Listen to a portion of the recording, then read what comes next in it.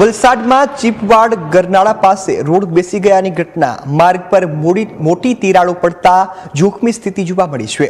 ભારે વરસાદમાં રોડનો ભાગ છે તે ધસી પડ્યો। વહીવટી તંત્ર દ્વારા ઘટના સ્થળ પર બેરિકેડિંગ કરવામાં આવ્યો છે।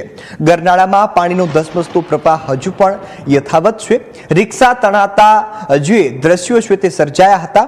રિક્ષા ચાલક દ્વારા રિક્ષા બહાર કાઢવા માટે મથામણ પણ કરવામાં આવી હતી। વલસાડમાં રસ્તાઓ પર ભયજનક તિરાડોનું સામ્રાજ્ય છે તે જોવા મળી રહ્યું છે। ચીપવાડ ગરનાળા પાસેનો રસ્તો જે ધોવાઈ ગયો છે તો હાલમાં આ રસ્તા પરથી પાણીનો પ્રવાહ પણ વહી રહ્યો છે તો તમામ જે વાહન ચાલકો છે તેમને સાવચેત રહેવા માટે અપીલ પણ કરવામાં આવી છે। તો વલસાડમાં હાલ ધોધમાર વરસાદના કારણે સ્થિતિ કફોડી બની છે। ચીપવાડનો જે ગરનાળું છે તે ધોવાઈ ચૂક્યું છે, રસ્તો છે તે બેસી ગયો છે, જેને લઈ તંત્ર દ્વારા સાવચેતીના ભાગરૂપે હાલમાં બેરિકેડિંગ છે તે કરવામાં આવ્યું છે। બેરિકેડિંગ કરાયા બાદ લોકોને સાવચેત રહેવાની અપીલ છે તે કરવામાં આવી છે। વલસાડના રસ્તાઓ છે તે હાલ ભયજનક તિરાડોનો સામનો કરી રહ્યો છે। આપણી સાથે સંવાદદાતા દર્શન છે તે લાઈવ જોડાયા છે। જે દર્શન, હાલમાં સ્થિતિ ખૂબ જ ગંભીર બની છે। વલસાડમાં ધોધમાર વરસાદ વચ્ચે ચીપવાડનું જે ગરનાળું છે તે પણ ધોવાઈ ચૂક્યું છે, રસ્તા બેસી ગયા છે, હાલમાં કેવી સ્થિતિ?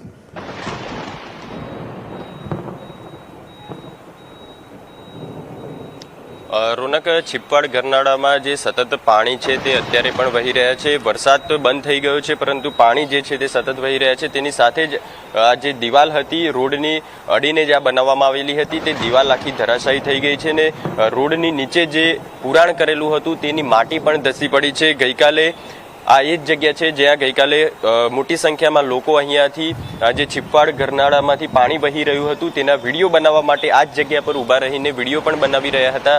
અને મોડી સાંજે આ જે દિવાલનો ભાગ છે તે ધસી પડ્યો છે। બીજી તરફ જે દિવાલને અડીને બીજો ભાગ હતો તે પણ નમી ચૂક્યો છે અને આ રોડ ક્યારે બન્યો અને કેવી રીતે બનાવવામાં આવ્યો તેને લઈને હવે શંકાઓ થઈ રહી છે, કારણ કે રોડ જોતા નવો જ હોય તે પ્રકારના દ્રશ્યો લાગી રહ્યા છે, પરંતુ રોડ પર અત્યારે દિવાલ ધસી પડી છે અને રોડ પર પણ અનેક જે તિરાડો છે તે જોવા મળી રહી છે। સાથે જ અહીંયા જે પાણી વહી રહ્યું છે આ પાણીમાં એક રિક્ષા પણ અહીંયા તણાઈને આવી હતી।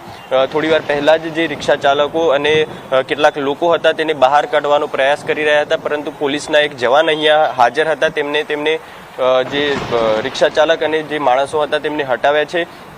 મહત્વનું છે કે વરસાદ બંધ છે, છેલ્લા 24 કલાકમાં એટલો વરસાદ વલસાડમાં વરસ્યો નથી, પરંતુ આ પાણી જે છે ચીપવાડ ગરનાળામાં સતત વહી રહ્યું છે, જેને લઈને હવે એક પછી એક જે આ દિવાલ ધરાશાયી થવાના, રોડ તૂટવાના જે દ્રશ્યો છે તે સામે આવી રહ્યા છે અને મોટું નુકસાન જે છે તે વલસાડમાં પણ થયું હોય તેવું અત્યારે સ્પષ્ટ લાગી રહ્યું છે।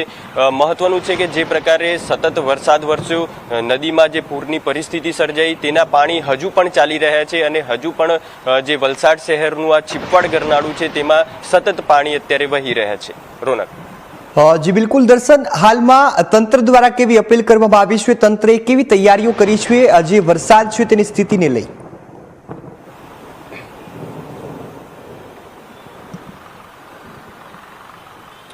રોનક, જે અત્યારે દિવાલ ધરાશાયી થઈ છે ત્યાં ફક્ત બેરિકેડ કરવામાં આવ્યું છે। થોડી વાર પહેલા અહીંયા એક ટીઆરબીના જવાનને ઊભા રાખવામાં આવ્યા હતા, પરંતુ અહીંયા જે ટીઆરબી જવાન છે તે અત્યારે હાજર નથી, તેઓ પણ અહીંયાથી ચાલ્યા ગયા છે।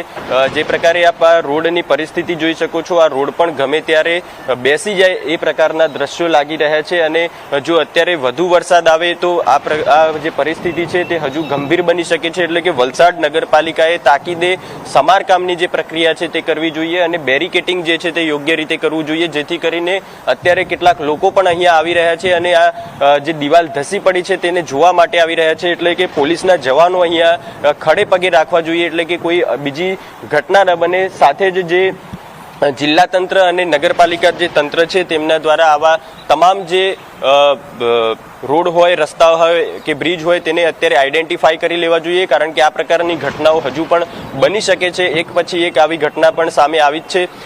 વલસાડ જિલ્લામાં એક બ્રિજના સ્પાન પણ તૂટી પડ્યા હતા, તે પણ વરસાદમાં જ તૂટી પડ્યા હતા. એ જ પ્રકારે અહીંયા જે દિવાલ છે તે ધરાશાયી થઈ છે. એટલે કે વરસાદ અત્યારે બંધ થઈ ચૂક્યો છે, પરંતુ વરસાદ બાદ જે તારાજીના જે દ્રશ્યો છે તે એક પછી એક સામે આવી રહ્યા છે. એટલે તંત્રએ અત્યારે જે પણ આવા રોડ હોય, બ્રિજ હોય અથવા તો ગરનાળા હોય તેને આઈડેન્ટિફાઈ કરી અને તેને બંધ કરી દેવા જોઈએ અને એક જાહેરનામું પ્રસિદ્ધ કરવું જોઈએ, જેથી કરીને વલસાડ શહેર અથવા તો જિલ્લાના નાગરિકો હોય તે તેવા સ્થળ પર જવાનું ટાળી શકે. રોનક. જી બિલકુલ દર્શન, સંપૂર્ણ વિગતો બદલ આપનો ખૂબ ખૂબ આભાર.